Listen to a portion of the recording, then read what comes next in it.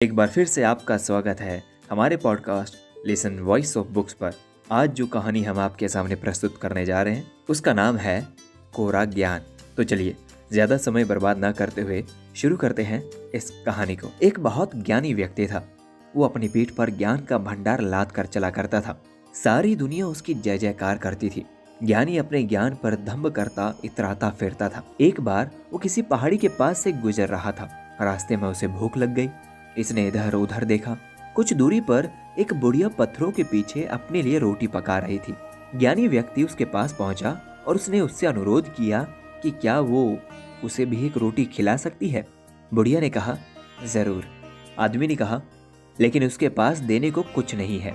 हाँ, ज्ञान है और वो चाहे तो उसे थोड़ा ज्ञान वो दे सकता है। बुढ़िया ने कहा कि ठीक है, तुम रोटी खा लो और मुझे मेरे एक सवाल का जवाब दे दो। आदमी ने रोटी खाने के बाद बुढ़िया से कहा कि पूछो अपना सवाल। बुढ़िया ने पूछा, तुमने अभी अभी जो रोटी खाई है उसे तुमने अतीत के मन से खाई है, वर्तमान के मन से खाई है या फिर भविष्य के मन से खाई है? आदमी अटक गया। उसने अपनी पीठ से ज्ञान की बोरी उतारी और उसमें बुढ़िया के सवाल का उत्तर तलाशने लगा। हजारों पन्ने पलटने के बाद भी उसे उसके प्रश्न का उत्तर नहीं मिल सका। बहुत देर हो चुकी थी। बुढ़िया को लौटना था। आखिर में उसने उस ज्ञानी को कहा कि तुम रहने दो, इस प्रश्न का उत्तर इतना भी कठिन नहीं था।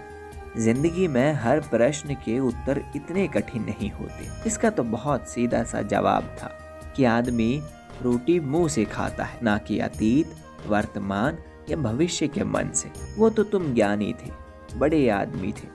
तुमने अपने ज्ञान के बल पर अपने आप को दुविधा में डाल लिया। इसीलिए हर प्रश्न के उत्तर तुम पीठ पर लादे ज्ञान के बोझ में तलाशते हो। वरना जिंदगी को सहज रूप में जीने के लिए तो सहज ज्ञान की ही आवश्यकता होती है। तो दोस्तों, कुछ समझे इस बात से। सहजता से बढ़कर जीवन को जीने का कोई दूसरा मूल मंत्र नहीं है। जो आदमी सहज होता है वो संतोषी होता है। जीवन के सफर को सुखमय बनाने का ये सबसे आसान फॉर्मूला है। जो चीज जैसी है उसे उसी तरह स्वीकार करने की कोशिश करनी चाहिए। लोग भले ही कहें कि जो हम पाएंगे वही देंगे, लेकिन आप इसकी जगह ये सोचना कि जो आप दोगे वही पाओगे। जीवन में हर प्रश्न का उत्तर ज्ञान की पीठ पर सवार नहीं होता। तो दोस्तों, उम्मीद करता हूँ कि आपको ये कहानी पसंद आई होगी और साथ ही अपने दोस्तों के साथ शेयर करना ना भूलें। इसी तरह की कहानी सुनने के लिए आप हमारे podcast listen voice of books को सुन सकते हैं। इस कहानी को सुनने के लिए आप सभी का तहे दिल से शुक्रिया।